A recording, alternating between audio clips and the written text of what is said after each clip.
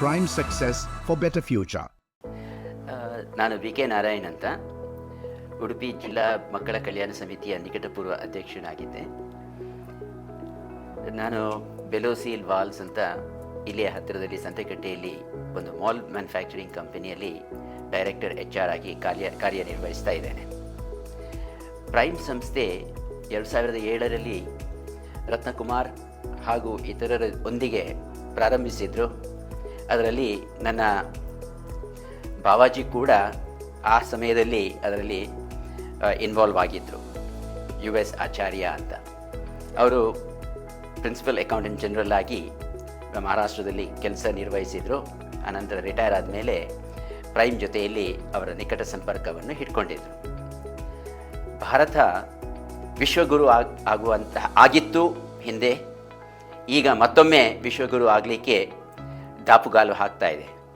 ಈ ಸಂದರ್ಭದಲ್ಲಿ ನಮ್ಮ ಯುವಜನತೆ ನಮ್ಮ ಭಾರತದಲ್ಲಿ ಉಳಿಬೇಕಾದರೆ ನಾವು ಕೇಂದ್ರ ಸರ್ಕಾರದ್ದು ಮತ್ತು ರಾಜ್ಯ ಸರ್ಕಾರದ ಸಿಲೆಕ್ಷನ್ ಎಕ್ಸಾಮಿನೇಷನ್ನಲ್ಲಿ ಉತ್ತಮ ಅಂಕಗಳನ್ನು ಪಡೆದು ತೇರ್ಗಡೆಯೊಂದು ಸರ್ಕಾರಿ ಕೆಲಸದಲ್ಲಿ ಸೇರಬೇಕಾಗಿರುವಂತಹ ನಿಜವಾದ ಒಂದು ನೀಡ್ ಆಫ್ ದ ಅವರ್ ಅಂತ ಹೇಳ್ತೀವಿ.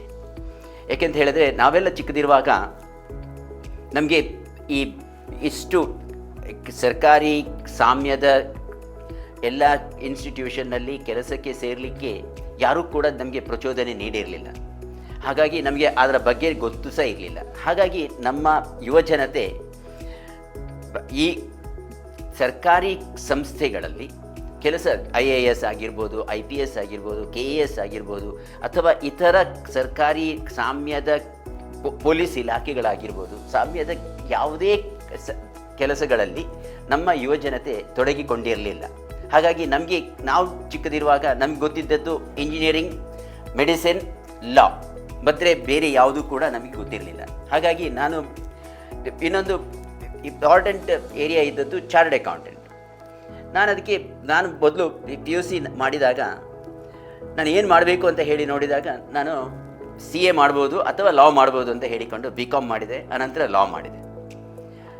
ಆದರೆ ಖಂಡಿತವಾಗಿ ನನ್ನಂತಹ ವಿದ್ಯಾರ್ಥಿಗಳಿಗೆ ಪ್ರೈಮ್ ಅಂತ ಸಂಸ್ಥೆಗಳು ಇರ್ತಾ ಇದ್ದರೆ ಅದಕ್ಕೆ ಬೇಕಾದಂತಹ ಟ್ರೈನಿಂಗ್ ಮತ್ತು ನಾಲೆಜ್ ಕೊಡ್ತಾ ಇದ್ದರೆ ನಾವು ಇವತ್ತು IAS IPS ಅಧಿಕಾರಿಯಾಗಿ ನಿವೃತ್ತಿ ಹೊಂದಬಹುದಾಗಿತ್ತು. ಆದರೆ ಈ ಒಂದು ನಿಟ್ಟಿನಲ್ಲಿ ಪ್ರೈಮ್ ಒಳ್ಳೆಯ ಕೆಲಸ ಮಾಡ್ತಾ ಇದೆ. 2007ರಲ್ಲಿ ಪ್ರಾರಂಭಿಸಿದರೂ ಕೂಡ ಒಳ್ಳೆಯ ಕೆಲಸ ಮಾಡ್ತಾ ಇದೆ. ಈಗ ಅವರು ಆನ್ಲೈನ್ ಕ್ಲಾಸಸ್ಸನ್ನು ಮಾಡಬೇಕು ಅಂತ ಹೇಳಿಕೊಂಡು ಮುಂದಕ್ಕೆ ಬಂದಿದ್ದಾರೆ. ಅದು ತುಂಬ ಒಳ್ಳೆಯ ಕೆಲಸ ಕೂಡ. ಮಕ್ಕಳಿಗೆ ಒಂದು ಸಂಸ್ಥೆಗೆ ಹೋಗಿ ಕಲಿಯುವುದಕ್ಕಿಂತಲೂ ಈಗ ಆನ್ಲೈನ್ ಮುಖಾಂತರ ಎಲ್ಲ ಆಪರ್ಚುನಿಟೀಸ್ ಕೂಡ ಸಿಗುವಾಗ ಮನೆಯಲ್ಲೇ ಕೂತ್ಕೊಂಡು ಅದನ್ನು ತಯಾರಿ ಮಾಡಿ ತಮ್ಮ ಪರೀಕ್ಷೆಗೆ ಉತ್ತಮ ಅಂಕಗಳನ್ನು ಪಡೆದು ಸರ್ಕಾರಿ ಸಾಮ್ಯದ ಸಂಸ್ಥೆಗಳಿಗೆ ಸೇರಲಿಕ್ಕೆ ಆಗ್ತದೆ. ನಾವು ಇದರಲ್ಲಿ ಒಂದು ಯೋಚನೆ ಮಾಡಬೇಕು. ನಮ್ಮ ಈಗಿನ ವಿದೇಶಾಂಗ ವ್ಯವಹಾರಗಳ ಮಂತ್ರಿ ಜಯಶಂಕರ್ ಅವರು ಮೊದಲು IAFS ಸರ್ವಿಸಲ್ಲಿದ್ದು ನಮ್ಮ ಫಾರಿನ್ ಸರ್ವಿಸ್ ಪರೀಕ್ಷೆಯನ್ನು ಬರೆದು ಅವರು ಫಾರಿನ್ ಸರ್ವಿಸಲ್ಲಿ ಕೆಲಸ ನಿರ್ವಹಿಸ್ತಾ ಇದ್ದರು. ಈಗ ಅವರು ರಿಟೈರ್ ಆದ ತಕ್ಷಣ ನಮ್ಮ ಈಗಿನ ವಿದೇಶಾಂಗ ಮಂತ್ರಿಯಾಗಿ ತುಂಬ ಒಳ್ಳೆಯ ಕೆಲಸಗಳನ್ನು ಮಾಡ್ತಾ ಇದ್ದಾರೆ.